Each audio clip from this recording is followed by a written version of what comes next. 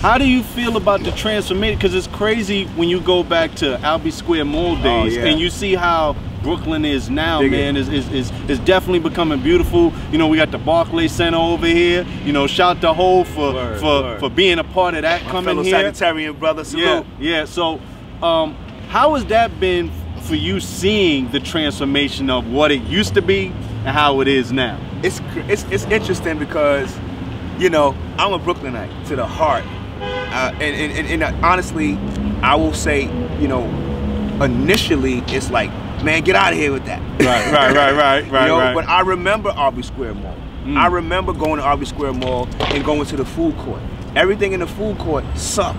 Like, the Albee Square Mall was a hangout for criminals. Yeah, let's keep it real. Yeah, you know what I'm saying. But it was you could go get mixtapes and stuff like that. Oh yeah, the mixtape days. You could go get some shirt. You could go get some graffiti on your shirt. Right. But it was a hub for criminals. Yeah, and that's real. And if you ain't have that certain fervor, you wasn't going in Albee Square Mall. You wasn't even walking past that. You had to go across the street. And when I look at it now, they call it City Point now, and there's a Trader Joe's. Oh wow, I didn't hear that. I didn't. That's a new name for me. I didn't know that. It's a Trader Joe's. Nice. Wow. Exactly where the criminals used to be. There's a Trader. First of all, wait, time out. Rakim, Eric B and Rakim, I ain't no joke. They shot their video there. Yeah. Right. Right. Classic. You know what I'm saying? Classic. And you know, Beach Street, I miss Beach Street. I miss the grimy Brooklyn. I do. But I appreciate the fact that Brooklyn is so beautiful. We need to clean it up. Yeah. You know, we need to clean it up for the black people. We need to clean it up for the Latino people and all the new transplants. We need to clean it up. Yeah.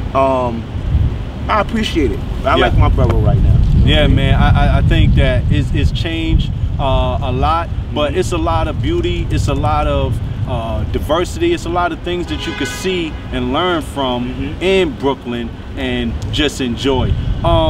What are some of the future endeavors that you got planned as far as looking forward to your future and the things that you have going?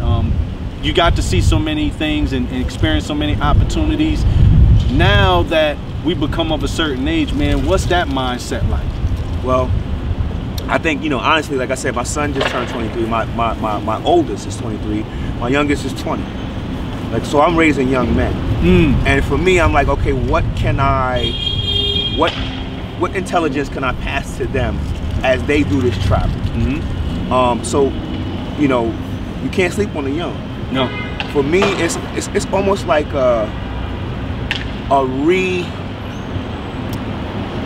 I can't say a regrowth, but I'm learning from them.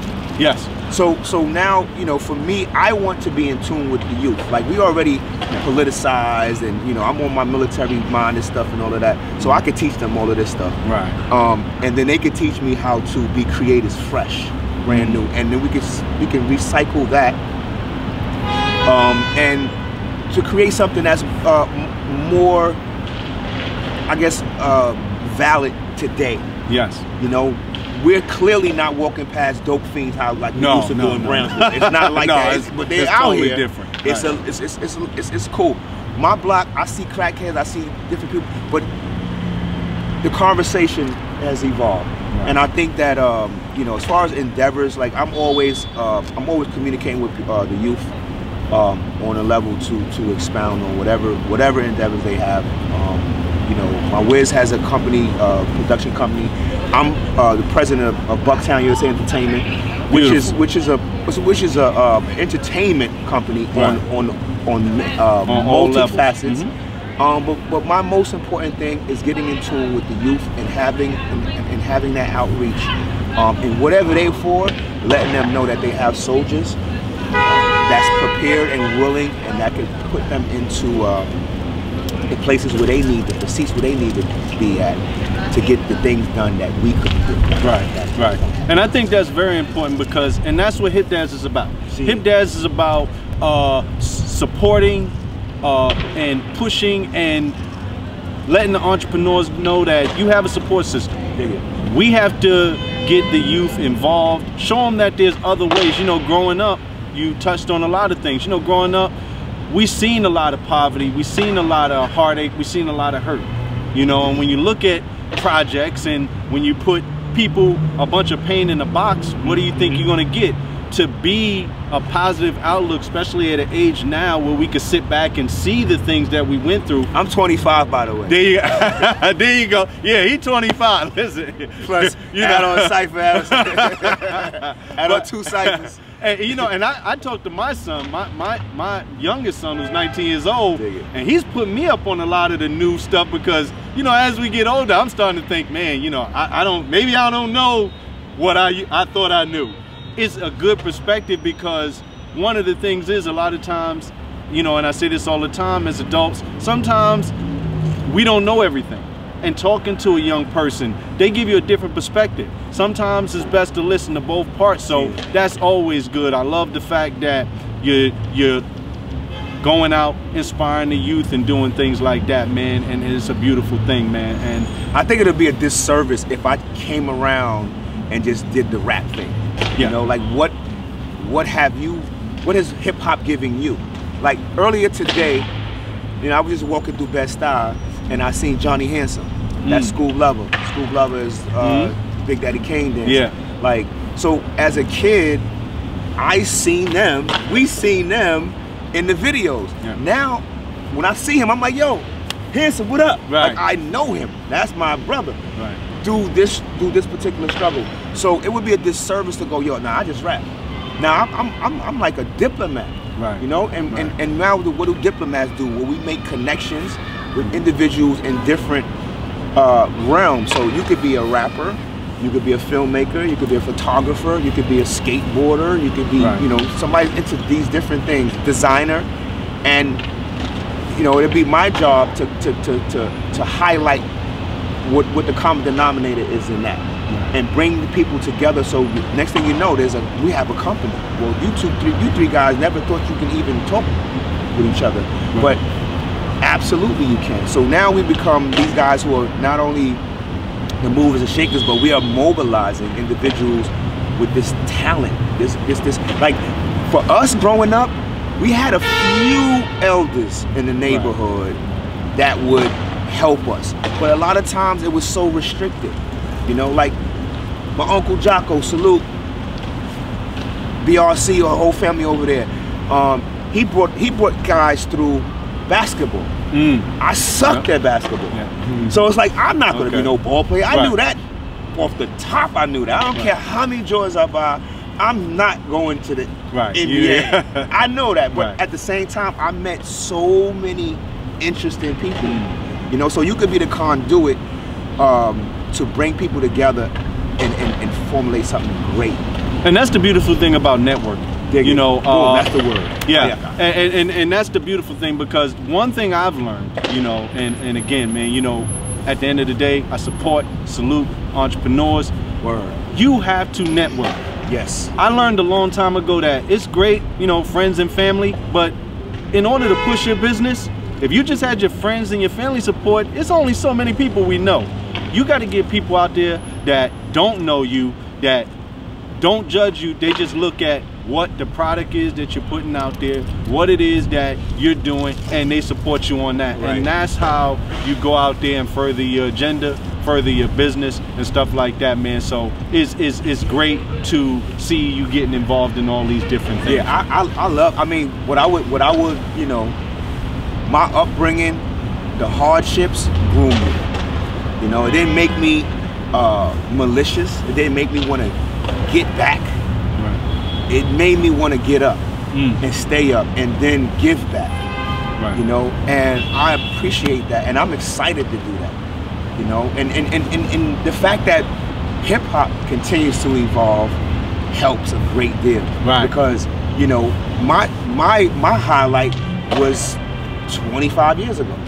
You know, but because I did it 25 years ago, I can claim the OG status and then have a conversation that can get me probably another 25. You know, not just doing this, but just, you know, networking with individuals and just creating another broader skill, a broader scope of this entertainment. Right, man, and it's really appreciated because I know that you bump into a lot of fellow artists and young fellow artists as well. And sometimes, you know, being in the game for a long time, you want to make sure that, you know, we always, that experience has to go around. And I think a lot of times, you know, just in general, a lot of times we don't get that. You know what I'm saying? And then the message gets distorted because, you know, you had the OGs that should be out here guiding the youth. Some OGs, and then it's flawed, man. Yeah, word. We know that. And, you know, give it up, because a lot of things is, when we talk about the upbringing, is like we saw a lot of drugs. Yeah, you know, we saw crack start. You know, cocaine was there, dope was, you know, it was there, but we saw crack start. Yep. We saw auntie go from auntie to crackhead. Yeah. Like destruction. We witnessed that with our eyeballs, you know. And we also witnessed dilapidated buildings become storefronts, or become co-ops. You don't understand it at first, but then you start to think like, wow, we're all the drug dealer guys that was buying cars. Yeah. Like a few of you cats bought buildings. Yeah. You know, and hey, okay, what have we learned from our hardships? From the hardships, like them pills, you have to pass it on, whether it's your children or not. Like, and having a platform like rap, I get to rap about those things, right? And to have conversations with people, say in Germany, who have like similar, you know, or people in Sweden who live in these little, what they call, these little cul-de-sacs, and there's a bunch of people from different countries. So I didn't want to say it, but it's refugees. Right. So now you live in I grew up in the projects, and we made fun of people. But now it's a project development. Like this is real. This is we're in Tensta.